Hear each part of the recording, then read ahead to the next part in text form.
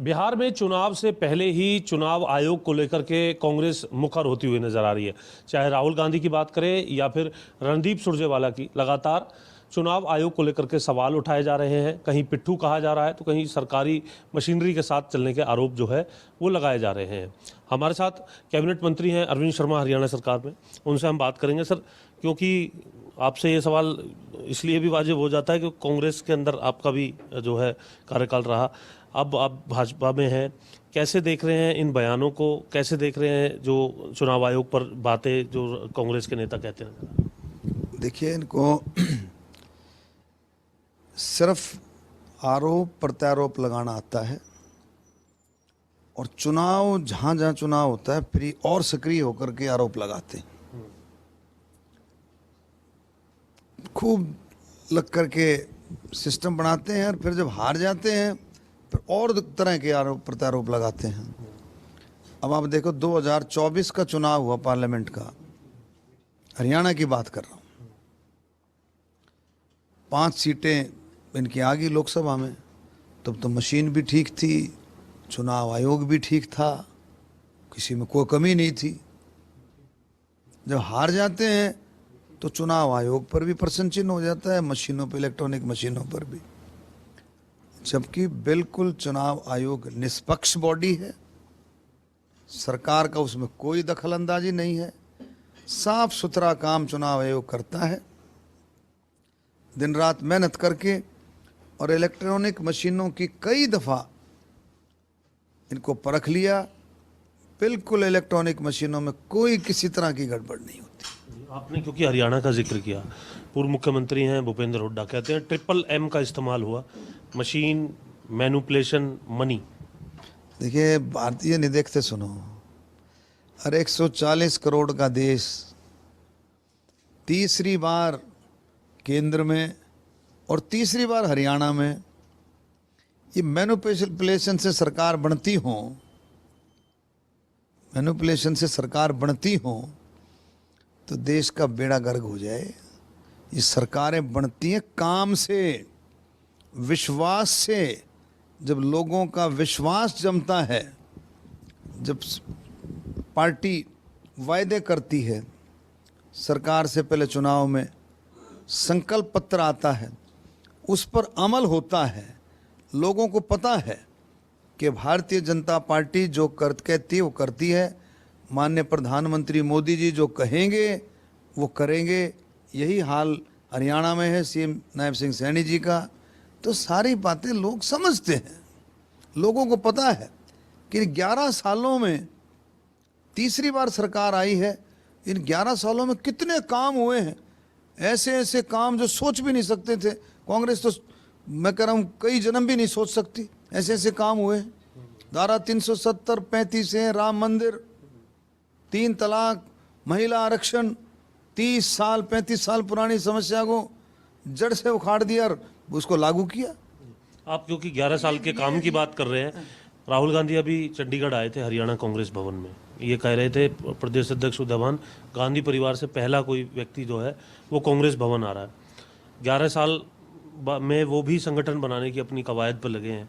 कैसे देख रहे हैं आप अपने इन 11 सालों का? तो आपने कुछ बताया ही आंकड़ा, लेकिन कांग्रेस के इन 11 सालों को कैसे देखते हैं? देखिए, आप ये बताओ, जो उदयभान जी ये कह रहे हैं, वो कहते हैं हमारी पार्टी इतनी पुरानी पार्टी, इतनी पुरानी पार्टी, और उसके हेड जो हैं कितने सालों बाद, यानी कि पहली दफ़ा हरियाणा एक ऐसा इम्पोर्टेंट प्रदेश है, 3 तरफ से दिल्ली को घेरे हुए हरियाणा। हरियाणा छोटे बेशक से, छोटा बेशक से है, लेकिन it's a very important state. जब हरियाणा जैसे स्टेट में, कितने इंपॉर्टेंट स्टेट में, जो राजनीति की गति बदलता है, राजनीति की हवा बदलता है। हरियाणा में तीसरी बार सरकार बनी भारतीय जनता पार्टी की, नायब सिंह सैनी जी के नेतृत्व, मोदी के मार्गदर्शन में।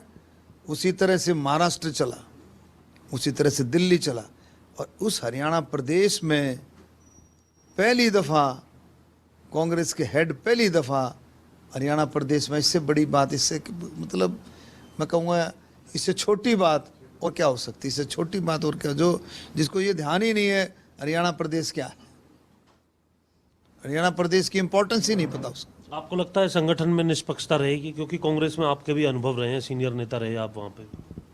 देखिए, मैं तो कांग्रेस ने बिल्कुल भूल गया हूँ। ठीक है, निष्पक्षता बिल्कुल कहीं नहीं है, मतलब लाठी का राज होता है वहाँ पर, आप भी सबको पता है। हर चीज़ों को लाठी किसकी है वहाँ पे? दबा दिया जाता है। अब ढूंढ लो किसकी है, तो खोजनी पड़ेगी आप लोगों को। तो वो ऐसा कुछ नहीं है, उनका अपना इंटरनल मामला है, मुझे ज़्यादा कुछ इसमें कुछ ज़्यादा बोलने की बात नहीं है। ठीक है, एक अंतिम सवाल भी है, क्योंकि आप डेवलपमेंट की बात कर रहे थे, केंद्र के 11 साल की बात कर रहे थे। हिसार से आज जो हवाई यात्रा है वो शुरू हो जाएगी, मुख्यमंत्री खुद उस फ्लाइट में बैठ करके चंडीगढ़ आ रहे हैं, कैसे देख रहे हैं आप इसको? देखिए, माननीय प्रधानमंत्री जी ने परम आदरणीय पूजनीय डॉक्टर भीमराव अंबेडकर जी के जन्म दिवस पर, जन्मोत्सव पर ये शुरुआत की थी। उसी दिन हिसार से अयोध्या की कनेक्टिविटी दी थी। आज माननीय मुख्यमंत्री जी विधिवत रूप से हिसार से चंडीगढ़ की फ़्लाइट का शुभारंभ करेंगे। ये बहुत बड़ी उपलब्धि है। हिसार को दिल्ली से, अयोध्या से और आपका जयपुर से जोड़ने की जो बात है, बहुत बड़ी उपलब्धि है। और कनेक्टिविटी के मामले में हरियाणा बहुत आगे है। इस एनडीए की सरकार ने माननीय मोदी जी के नेतृत्व में जो इंफ्रास्ट्रक्चर पर, कनेक्टिविटी पर काम किया है। आज आप देखें, हम चंडीगढ़ में बैठे, मैं गोहाना जाता हूँ, चंडीगढ़ से गोहाना बाई रोड जाता हूँ, मैं 2.25 घंटे में ज़्यादा से ज़्यादा गोहाना पहुँच जाता हूँ।